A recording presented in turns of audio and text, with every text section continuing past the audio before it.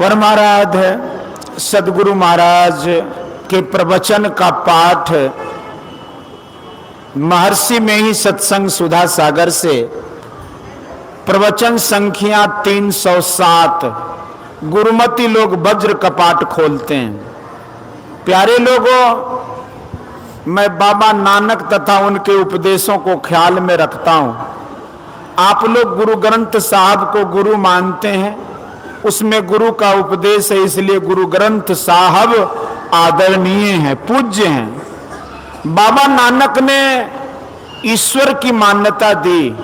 उनके शब्दों में है, अलख अपार अगम अगोचरी, नात सुकाल न कर्मा, जात अजात अजोनी संभव, नात सुभाव न भरमा, साचे सचियार बिटहो कुर्बाणु, नात स्वरूप बरनु नहीं रखिया साचे शब्द निशाणु, नात सुमात पिता सुत बंधव, नात सुकाम न नारी, अकुल निरंजन अपर परंपर सगली ज्योति तुम्हारी, गटगट अंतर ब्रह्म लुकाइया, गटगट ज्योति सबाई, बजर कपाट मुक्ते गुरुमती निर्भय तारी लाई।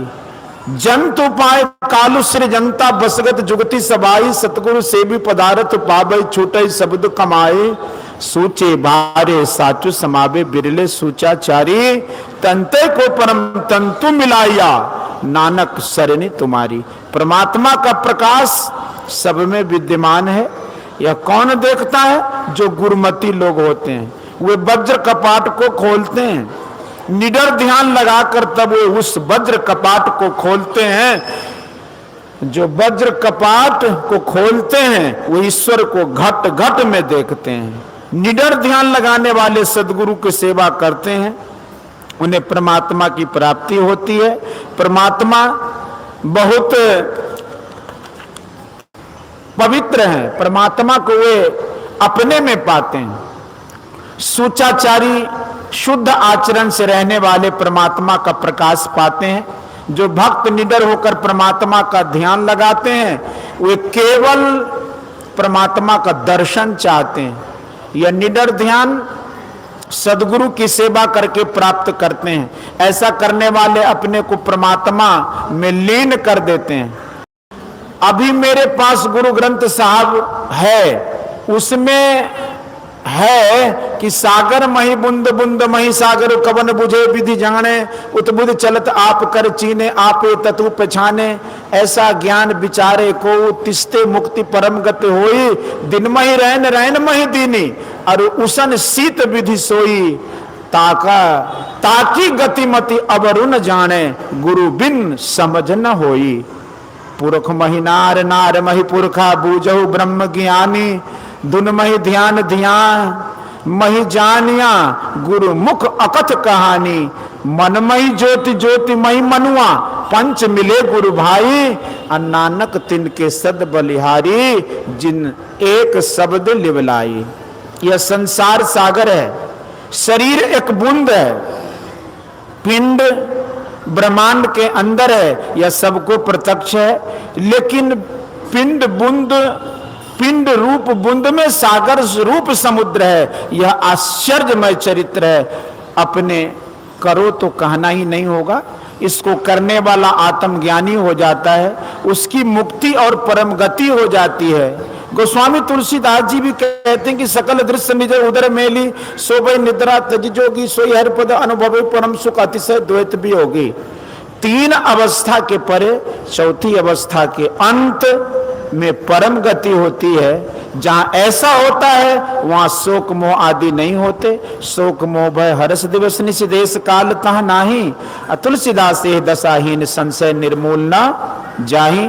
इस दशा के बिना संशय दूर नहीं होता। यही संत कबीर साहब भी कहते हैं कि बूंद समानी समुद्र में, यह जाने सब कोई, समुद्र समाना बूंद में बूझे बिरला कोई। यह बूझना बहुत जरूरी होता है। जो अपने अंदर में प्रविष्ट होकर देखते हैं वे अंदर में ब्रह्मांड को देखते हैं, और होते होते अपने स्वरूप को भी देखते हैं।